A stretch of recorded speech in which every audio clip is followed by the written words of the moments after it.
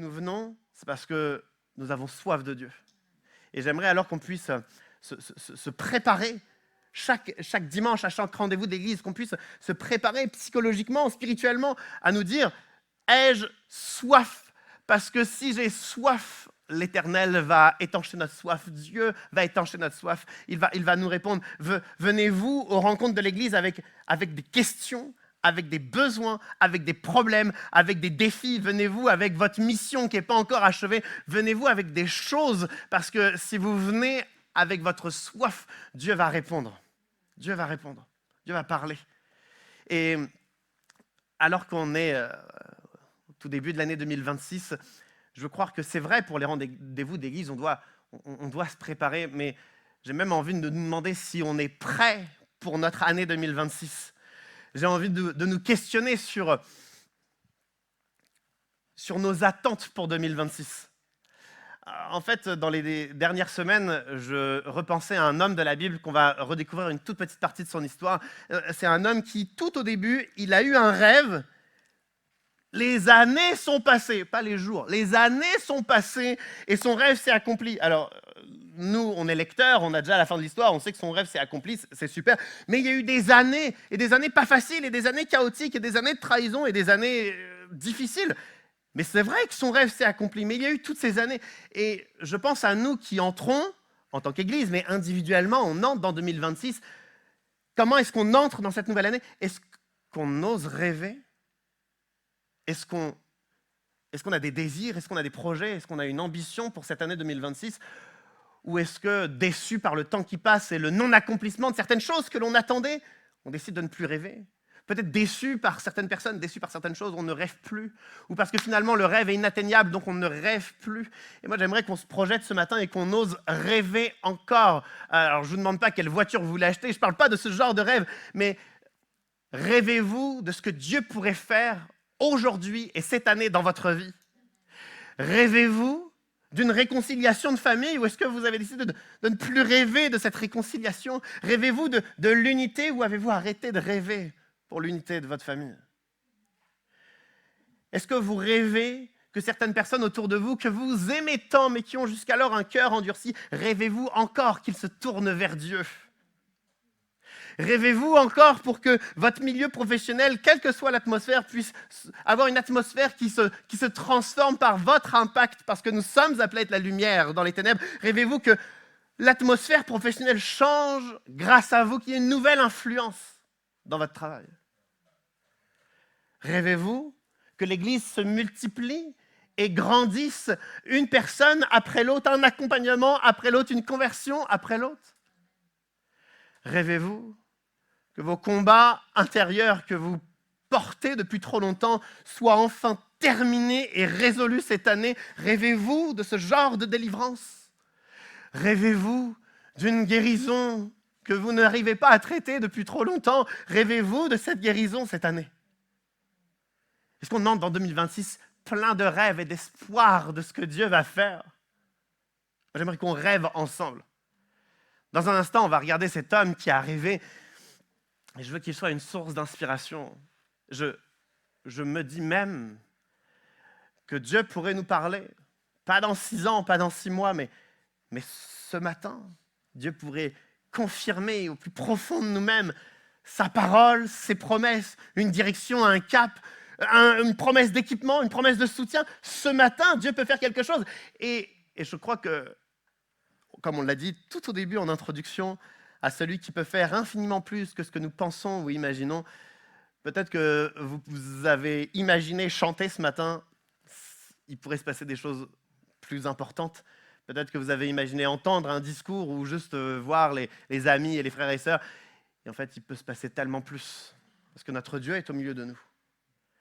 Cet homme qui a rêvé, il s'appelle Joseph. En l'occurrence, si on est exact, il a fait 2 songes. Et Joseph est porteur alors d'un rêve. Dieu lui a communiqué quelque chose. Il est porteur du message de Dieu. Il a un rêve. Et à nouveau, son rêve, il va mettre plusieurs années à s'accomplir. Et je trouve ça tellement beau de voir que l'accomplissement de son rêve, il a été anticipé des années auparavant par Dieu. Dieu qui lui parle et des années plus tard, le rêve s'accomplit. Et ce n'est pas qu'avec Joseph que Dieu agit ainsi. Dieu a souvent agi ainsi. Il a parlé à des hommes et des femmes. Il les a équipés au bon moment. Il leur a parlé au bon moment. Et des semaines, des mois ou des années, voire même des décennies plus tard, la promesse s'est accomplie.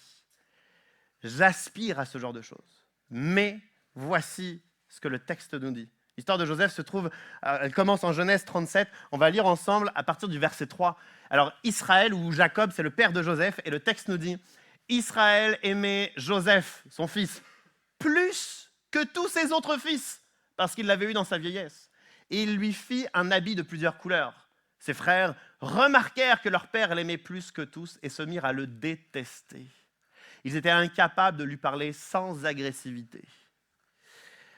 Voici comment commence l'histoire de Joseph. On nous donne le contexte familial. Ce n'est pas la meilleure famille. On nous montre un favoritisme d'Israël, Jacob, donc du père vis-à-vis de Joseph, un favoritisme qui va détruire la famille. Ça va amener de la détestation entre les frères. Plus que ça, de l'agressivité. Une famille dysfonctionnelle. Mais ça ne s'arrête pas là.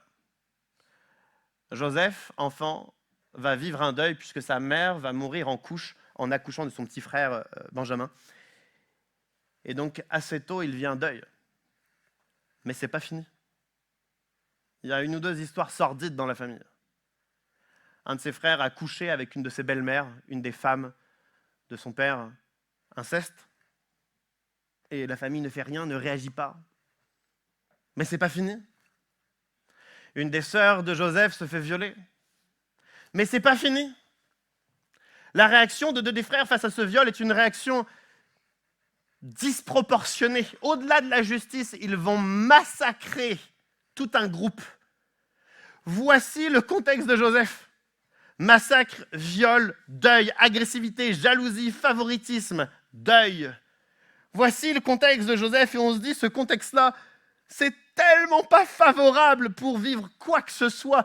Et on se dit à ce moment-là, si c'est une histoire de la Bible, on se doute que Dieu va parler à une famille un peu plus fonctionnelle, un peu plus lisse, qui a des bonnes valeurs, qui prient ensemble les mains dans les mains, qui sont unis, une belle famille qui a des bonnes valeurs.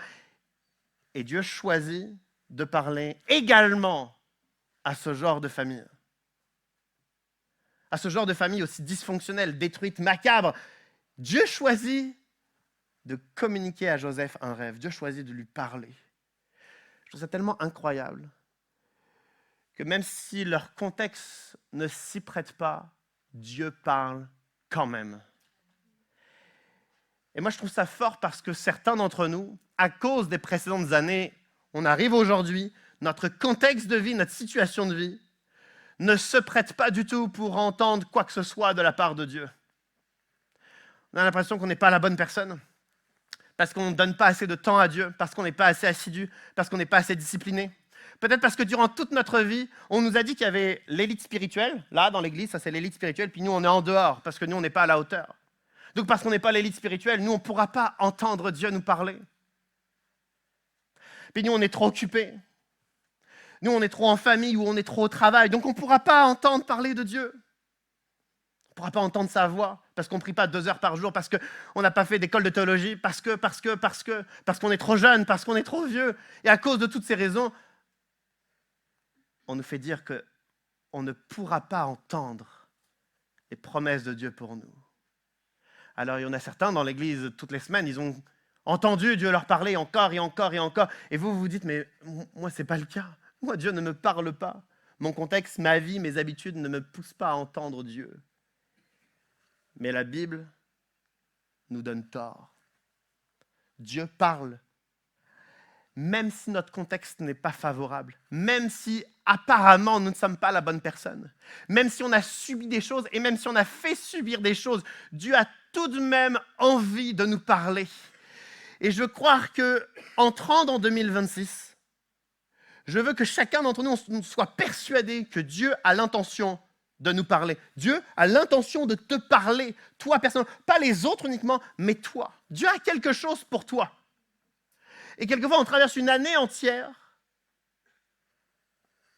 à répéter encore et encore qu'il y a une différence entre les autres et nous. Ceux qui reçoivent de Dieu et nous, ceux qui font des rêves et nous, ceux qui ont des dons spirituels et nous, ceux à qui la prédication leur a parlé et nous, ceux à qui la louange parle et nous. Mais il faut que cet état d'esprit meure aujourd'hui. Et il faut que nous soyons persuadés que Dieu a quelque chose à nous dire. Peu importe notre situation, peu importe notre contexte, Dieu a quelque chose à dire. Il n'y en a pas un d'entre nous qui est disqualifié. Ce qui est quand même incroyable parce que la famille de Joseph n'a pas juste subi des choses. On pourrait être dans l'empathie. Les pauvres, minces, ils ont subi des choses. Mais ils ont fait aussi subir.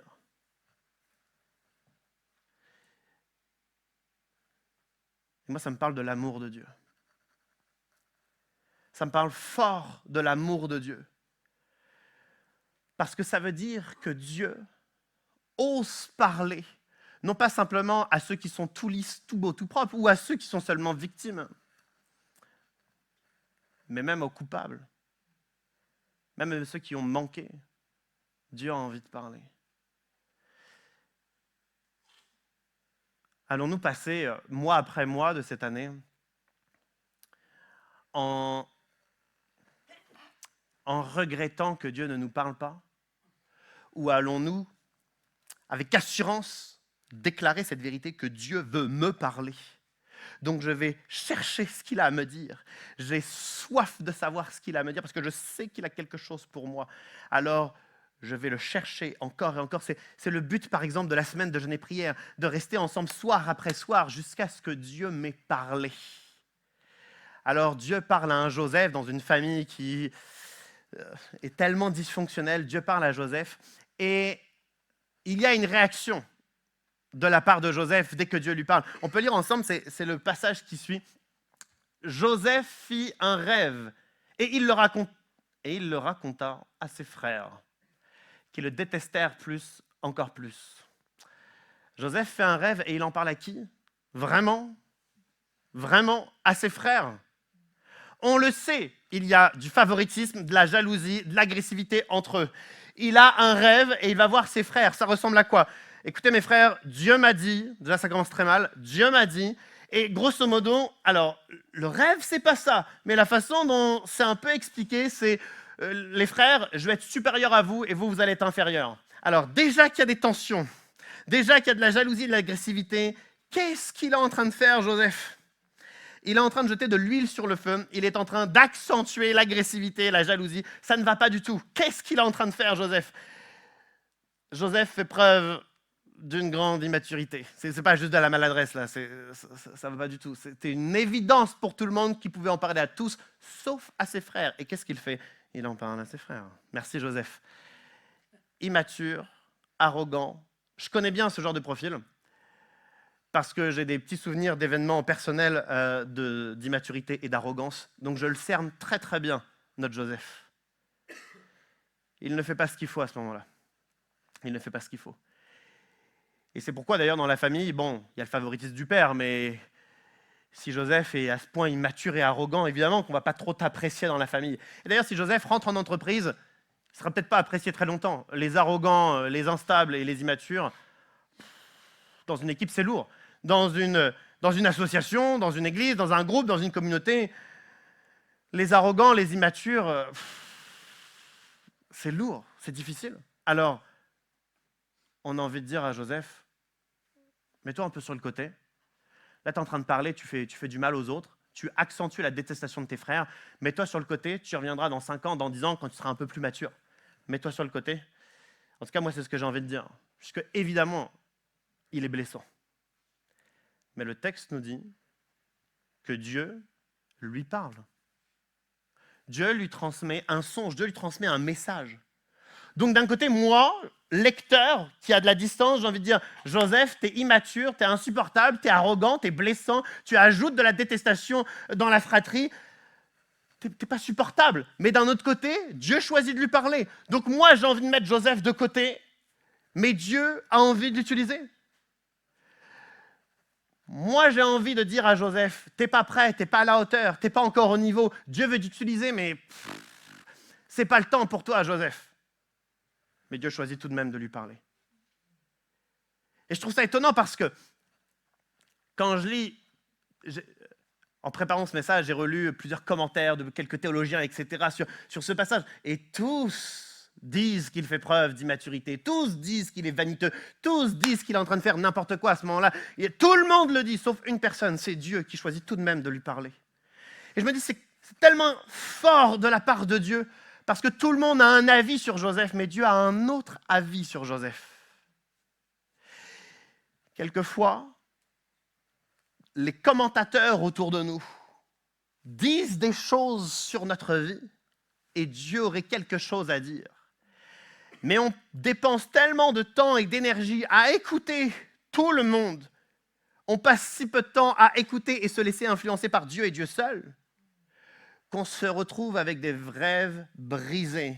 Parce que les autres ont dit que c'était mort, les autres ont dit que c'était pas possible, les autres ont dit que ça n'allait pas fonctionner. Je ne suis pas en train de dire qu'il faut écouter personne, je suis en train de dire qu'on sait bien, si on est un peu honnête, qui on devrait écouter et qui on ne devrait pas écouter. Moi, dans mon entourage, j'ai entre 5 et 10 personnes, je sais que je dois les écouter quoi qu'il arrive, mais tous les autres, je dépense tellement de temps et d'énergie à les écouter alors que quelquefois, ils ressemblent plus à des briseurs de rêves qu'autre chose.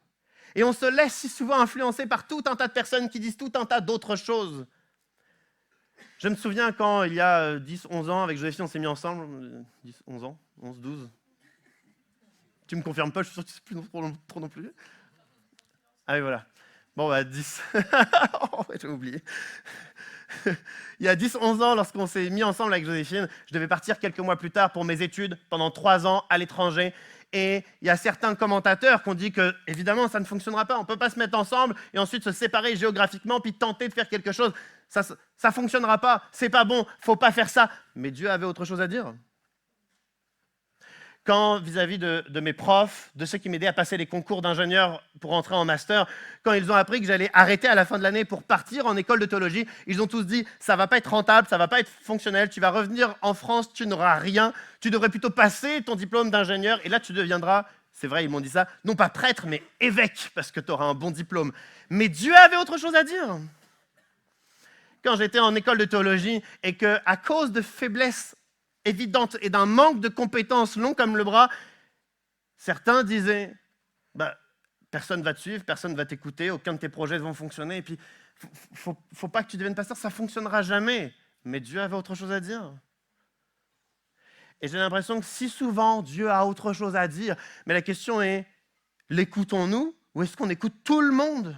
On a l'impression que Dieu parle autant que tout le monde, alors qu'on devrait lui laisser beaucoup plus de place. J'ai trop souvent mal au cœur lorsque certains d'entre nous, on discute en entretien, juste un à un, face à face, et que certains disent « je crois que Dieu dit jaune ». Et quelques jours après, à force de discuter avec l'ami d'enfance, les voisins, des anciens collègues de travail et un membre de la famille, vous dites « vert ». Je croyais que Dieu avait dit jaune et vous ressortez avec vert et des mois plus tard, on voit toute la tristesse et la désolation parce que c'était jaune. Mais on a écouté tellement de personnes différentes. La parole de Dieu, elle est passée comme si de rien n'était. Et si, au lieu d'être de ceux et de celles qui écoutons tout le monde, on commençait à donner beaucoup plus d'importance à Dieu et, à nouveau, le but, c'est pas de faire taire tout le monde, mais à ceux avec qui on sait qu'ils vont être influencés par Dieu. Moi, je suis sûr que pour certains d'entre nous, dans les derniers mois, les dernières années, voire même les dernières décennies, Dieu a déjà parlé, il a promis, il a donné des directions, et il nous a appelés à certaines tâches, et il nous a promis des conversions dans notre famille, il nous a promis des délivrances. Et ça n'a peut-être pas eu lieu, parce que la promesse de Dieu, ce fut une parole parmi tant d'autres. Ça ne doit pas être le cas. Ça ne doit pas être le cas. Alors Joseph, on a l'impression qu'il n'est pas prêt, mais Dieu choisit quand même de lui parler. Et Joseph va expliquer son rêve. On va lire la suite. Joseph nous raconte son rêve. Joseph leur dit, « Écoutez donc le rêve que j'ai fait. Nous étions en train d'attacher des gerbes au milieu des champs. Et voici que ma gerbe s'est dressée et est même restée debout. Vos gerbes l'ont alors entourée et se sont prosternés devant elle. » Joseph fait un rêve. Voici ce que signifie son rêve. Joseph ne le sait pas, mais dans plusieurs années, il y aura une famine dans toute la région. Et donc, il va, famine, manquer évidemment de nourriture partout, sauf là où est Joseph. Joseph sera plus tard gouverneur en Égypte, il entreposera de la nourriture, donc sa gerbe à lui, elle va rester debout, bien droite, parce que lui, il aura entreposé de la nourriture. Mais ses frères, eux, frappés par la famine, vont alors devoir trouver en Joseph, qui a entreposé de la nourriture, les ressources dont ils ont besoin. Ils vont se prosterner en signe de réception, en signe d'humilité, parce que Joseph aura de la nourriture, mais pas eux.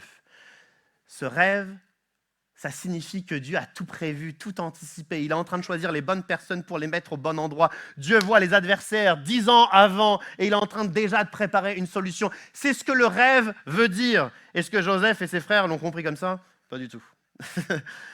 Ils ne savent pas qu'il y aura une famine.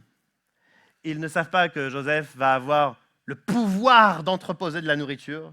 Et ils ne savent rien de tout ça. La seule chose qu'ils voient, c'est tu vas être supérieur et nous, on va être inférieur. Personne ne comprend le rêve à ce moment-là. Personne. Alors peut-être que Joseph comprend une petite chose, qu'on parle de gerbe, peut-être de nourriture, qu'est-ce que ça veut dire? Ils ne comprennent pas le rêve. Et je me dis que c'est très très bien que Joseph ne comprenne pas trop le rêve. Parce qu'un Joseph immature, instable, arrogant, s'il pense avoir tout compris du rêve, il va commencer à agir comme s'il a tout compris. Qu'est-ce qu'on fait quand on n'a pas compris? Moi, je le sais très bien. Je vais déjà raconter cette anecdote, mais je vais aller un peu plus loin. Il y a quelques années, je suis dans ma voiture, j'appuie sur la clim et j'entends pssst et il ne fait pas plus froid. Il y a juste un bruit, mais il ne fait pas plus froid. Alors, j'emmène ma voiture chez Noroto. Merci papa pour le conseil. J'emmène ma voiture à Noroto, je prends un rendez-vous. 1 heure après, il m'appelle. C'est bon, on a remis du gaz, tout va bien. 24 heures après, je rappuie sur ma clim. Il y avait déjà plus de gaz. Alors je me dis qu'il y a un autre problème. Je reprends rendez-vous chez Noroto, je reviens, je redépose ma voiture. Il me rappelle cette fois-ci quelques heures plus tard pour me dire on a trouvé le problème, c'est le condenseur, mais il faut qu'on commande la pièce, revenez dans 1 semaine. Ce n'est pas du tout un problème. Je reviens 1 semaine après, ça ne me dérange pas du tout.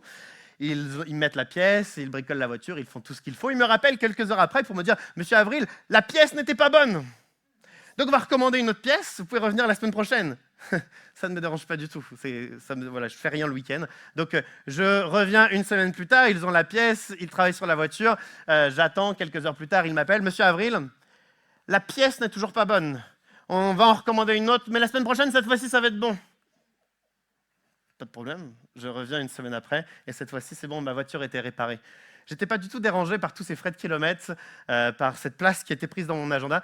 Ça me saoule un peu, mais je ne l'ai pas trop dit. Si ce n'est au moment de payer la facture, je me suis dit que l'âme du négociateur devait apparaître. Je n'ai pas eu beaucoup de résultats, mais j'ai tenté de négocier en vain. Mais j'ai tout de même demandé au garagiste pourquoi les pièces ne fonctionnaient pas, dans ce coup ça fonctionne. Il a hésité 2 secondes, et puis il m'a dit « Vous avez une Ford ?» J'ai dit « Oui. » Bon, on a appelé Ford, puis on leur a demandé quelle pièce il fallait choisir, tout simplement. Joseph, comme Noroto, quand on ne comprend pas, on appelle le Créateur. Et c'est lui qui est capable de nous dire ce qu'il faut faire, ce qu'il ne faut pas faire, quand est-ce qu'il faut avancer, quand est-ce qu'il faut s'arrêter. Joseph a un rêve de la part de Dieu, il ne le comprend pas, ce n'est pas le moment pour lui, ni de stagner les mains dans les poches en attendant que le rêve s'accomplisse, ni même d'avancer en imaginant qu'il a tout compris du rêve. À l'instant où il reçoit une parole de Dieu, c'est le moment d'appeler le Créateur, d'être avec lui, de lui parler jour après jour, de traverser étape après étape avec lui. Lorsque Dieu commence à nous parler, ce n'est pas une fin en soi, c'est qu'un début. Il est temps pour nous, étape après étape, de tout franchir avec lui, de lui demander conseil sur tout, d'être attentif à tout ce qu'il a à dire. Étonnamment, c'est ce que Joseph va faire et son immaturité va disparaître. Son arrogance va disparaître, il va devenir un grand gestionnaire. Il va avoir des nouvelles ressources relationnelles jusqu'à ce qu'il devienne gouverneur d'Égypte. Je crois que nous devrions dépendre de Dieu plus qu'on ne le fait actuellement. Et je dis ça à moi le premier. Encore trop souvent, on pense qu'on peut tout gérer seul, qu'on a une science infuse, notre expérience suffit, on a une force de caractère, ça devrait passer. Moi, j'ai lu un bouquin et donc je sais que... Vous imaginez si Joseph aurait fait ça? Catastrophe. Je crois qu'on doit dépendre de Dieu encore plus. Suivre ses conseils. Faire preuve d'humilité. Être à l'écoute de ce que Dieu a à dire. Le texte se poursuit et on a la réaction des frères. Voici ce que le texte nous dit. Ses frères lui dirent, « Est-ce que tu vas vraiment régner sur nous? Est-ce que tu vas nous gouverner ?» Ils le détestèrent encore plus à cause de ses rêves et de ses paroles. Les frères ne voient pas la famine, Joseph gouverneur, le fait que Joseph, en tant que gouverneur, va sauver la famille de la famine. Non, non, les frères ne voient rien de tout cela. Les frères voient une chose, tu vas régner sur nous, tu vas gouverner sur nous, tu vas être supérieur, on va être inférieur. C'est la seule chose qu'ils voient. Et cette attitude, elle me fait penser à une attitude qu'on retrouve dans les églises et quelquefois dans notre église, où on voit la finalité seulement et on ne voit pas tout le parcours.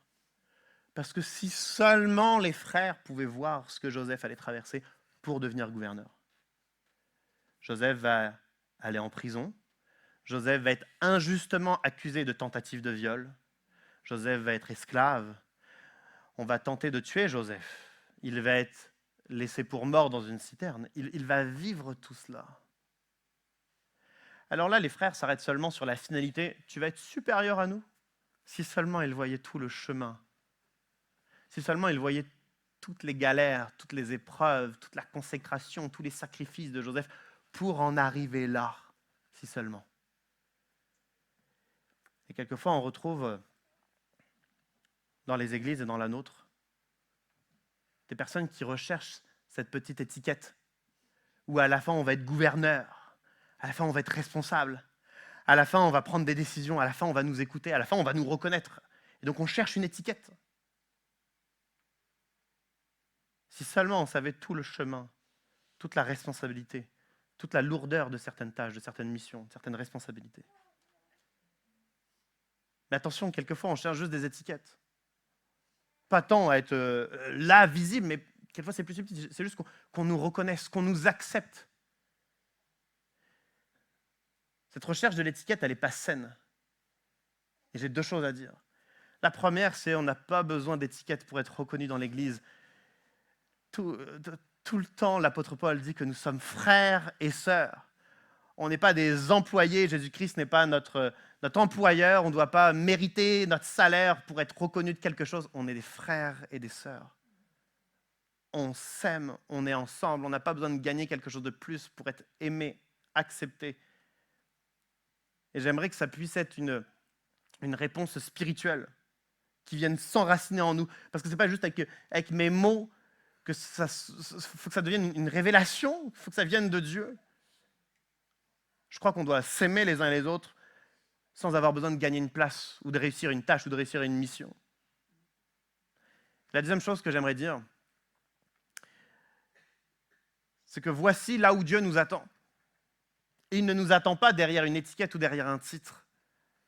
Dieu nous attend dans le témoignage, la prière et le service. Pas plus. Le témoignage, la prière et le service. On sert les autres, on prie ensemble et on témoigne. Et quelquefois, notre recherche d'une étiquette est tellement intense qu'on ne sert plus, on ne prie plus, on ne témoigne plus. Et pourtant, c'est l'essentiel de la vie chrétienne. Alors c'est vrai que quand on témoigne, les autres ne nous voient pas, donc on ne nous donne pas de titre de l'excellent témoin. Mais Dieu nous attend là.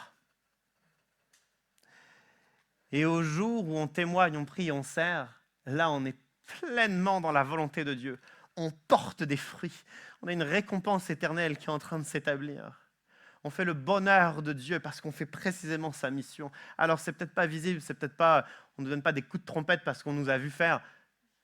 On fait pleinement la volonté de Dieu.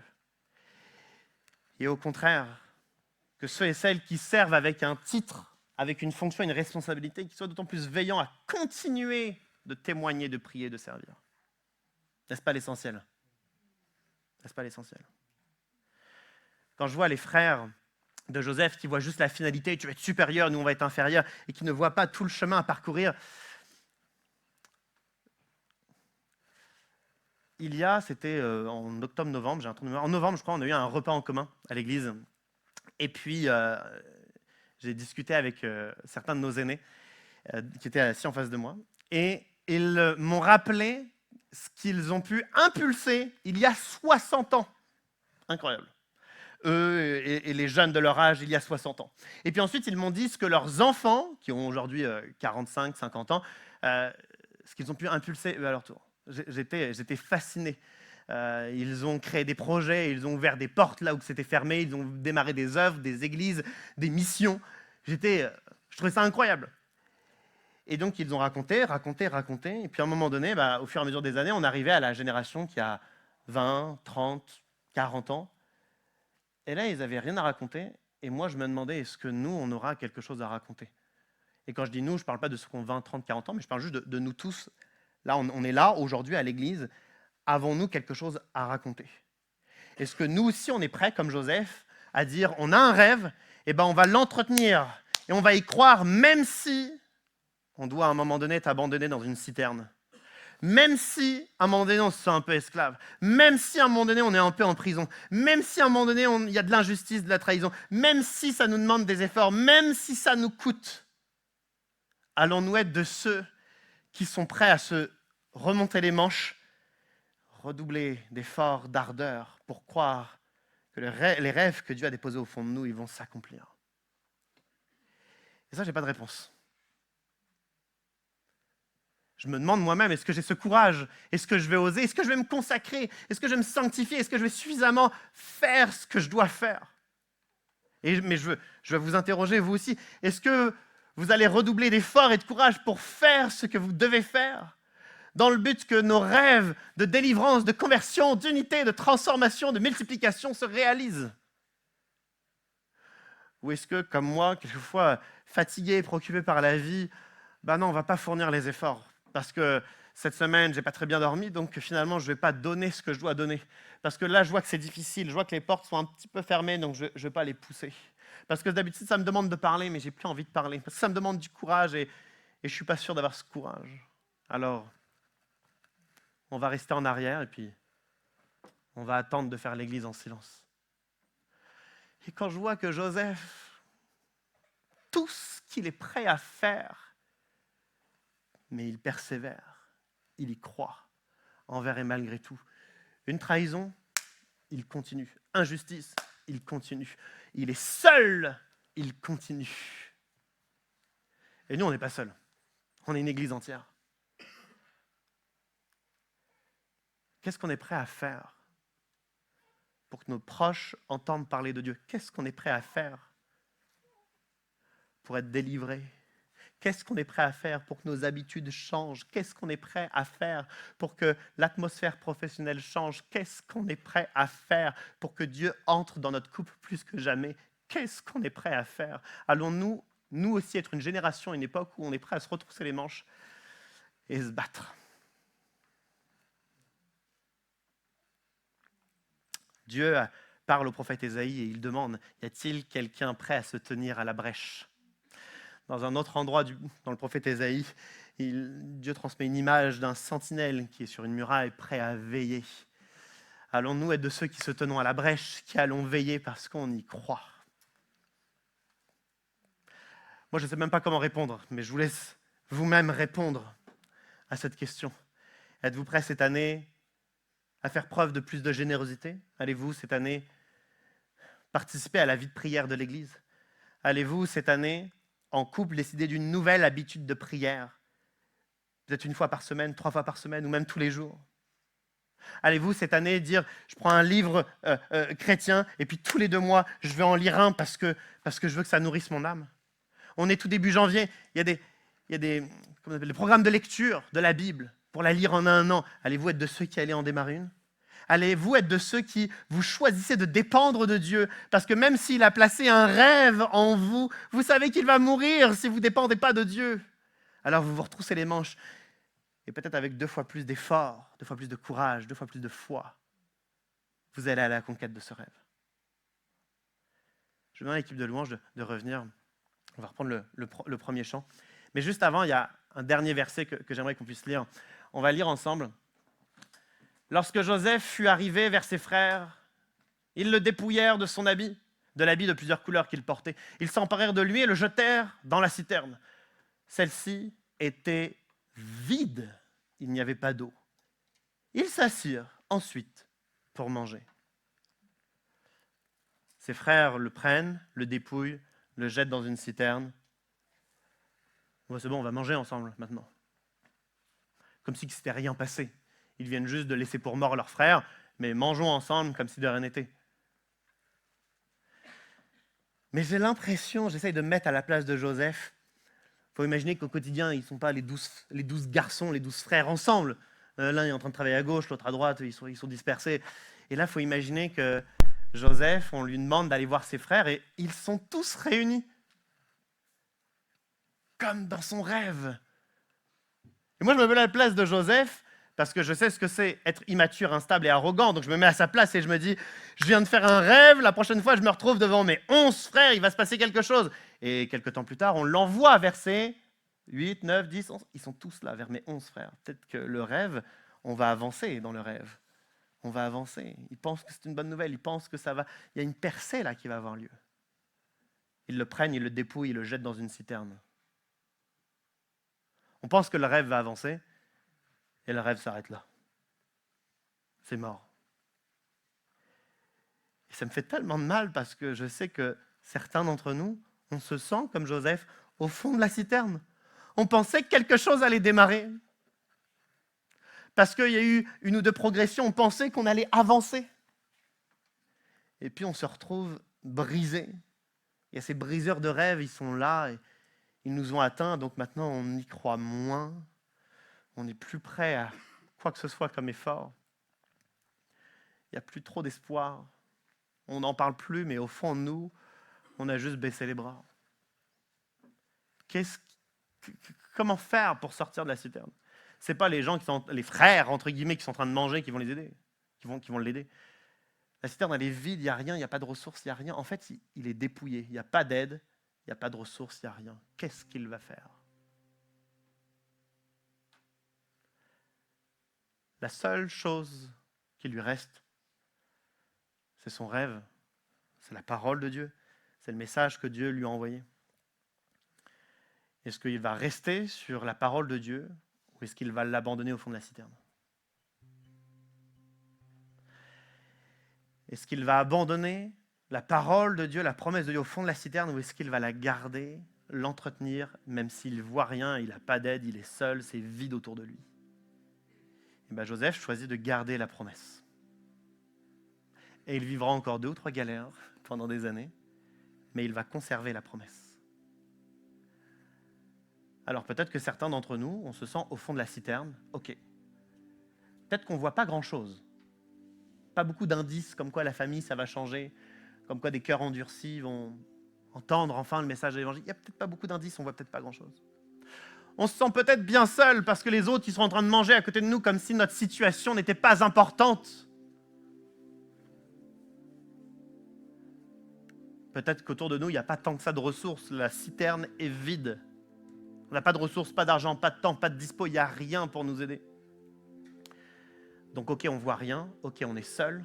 Ok, on n'a pas de ressources. Mais ce n'est pas n'importe qui nous a parlé. Ce n'est pas n'importe qui nous a fait une promesse. C'est Dieu. Alors, soyons de ceux qui allons garder la promesse. Soyons de ceux qui allons y croire jusqu'au bout. Il y a des familles à unir. Il y a des proches à amener à Christ. Il y a des réconciliations en devenir. Il y a des guérisons en devenir. Il y a des délivrances qui s'en viennent. Il y a un sentiment de pardon et de consolation qui vient. Et ce n'est pas pour quelqu'un d'autre. C'est pour moi, c'est pour chacun d'entre nous. Alors j'aimerais qu'on puisse y croire, même si on est au fond de la citerne. Qu'on puisse y croire. Amen. J'aimerais qu'on puisse se lever. On va prier ensemble.